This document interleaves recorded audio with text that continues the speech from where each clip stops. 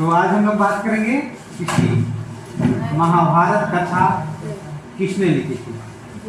ठीक है, तो महाभारत जब हुआ था तो पांडवों ने 36 वर्षों तक हस्तिनापुर में राज किया था। कितने वर्षों तक? 36 वर्षों तक हस्तिनापुर में राज किया था। और उसके बाद भगवान श्री कृष्ण भी अपना इस शरीर को छोड़कर चले गए थे। लेकिन महर्षि वेद व्यास ने महाभारत की कथा को जन जन तक पहुंचाने के लिए उनके मन में एक सुझाव आया। तो उन्होंने किनके पास गया? ब्रह्मदेव के पास गया। ब्रह्मदेव के पास गया और ये बात को रखी। ब्रह्मदेव ने उन्हें गणेश देव के पास ले गया। गणेश देव के पास गए तो गणेश देव को उन्होंने बताया कि हम महाभारत की कथा आपसे लिखवाना चाहते हैं, जो जन जन तक पहुंची और समाज में महाभारत की क्या क्या घटना हुई थी वो सबको पता चले। तो इसके लिए गणेश देव ने कहा महाभारत की कथा हम तो लिखेंगे, लेकिन याद रहे आप जैसे बोलना बंद करेंगे हम लिखना बंद करेंगे, उसके बाद दोबारा नहीं लिखेंगे। आपको लिखना होगा तो कंटिन्यू आप बोलिए, हम कंटिन्यू लिखेंगे।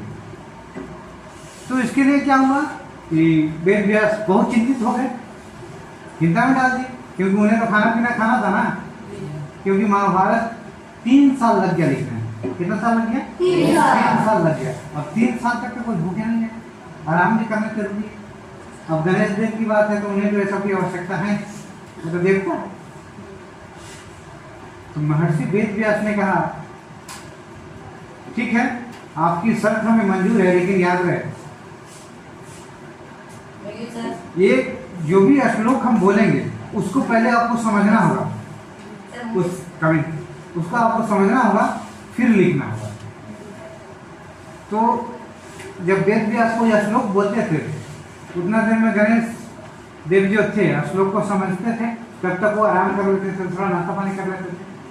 ठीक है, और ऐसे करके महाभारत लिखने में 3 साल लग गए और महाभारत क्या हुआ? लिखा गया। महाभारत कंप्लीट हो गया। तो आज हम लोग के पास किताब में है, पढ़ते हैं ना हम लोग, जन जन तक महाभारत की कथा पहुंचा। और महाभारत में क्या बताया गया था?